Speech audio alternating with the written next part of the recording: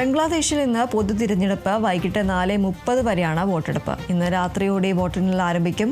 Bangladesh nationalist പാർട്ടിയും Jamaat e Islami national citizen party സഖ്യവും തമ്മിലാണ് മത്സരം. ഷെയ്ഖ് ഹസീനയുടെ പാർട്ടിയായ അവാമി ലീഗിനെ തെരഞ്ഞെടുപ്പിൽ മത്സരിക്കുന്നതിൽ നിന്നും ഇടക്കാല സർക്കാർ വിലക്കിയിട്ടുണ്ട്. ആകെ 12.7 കോടി വോട്ടർമാരിൽ 44% 18-നും 37-നും ഇടയിൽ പ്രായമുള്ളവരാണ്.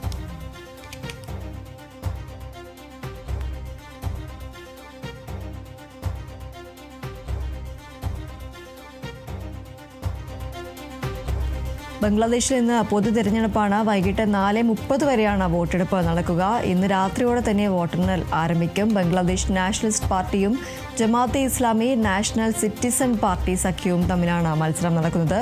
ഷെയ്ഖ് ഹസീനയുടെ പാർട്ടിയായ അവാമി ലീഗിനെ തെരഞ്ഞെടുപ്പിൽ മത്സരിപ്പിക്കുന്നതിൽ നിന്നും ഇടക്കാല സർക്കാർ വിലക്കിയിട്ടുണ്ട്. ആകെ 12.7 കോടി വോട്ടർമാരിൽ 44% 18-നും 37-നും ഇടയിൽ പ്രായമുള്ളവരാണ്.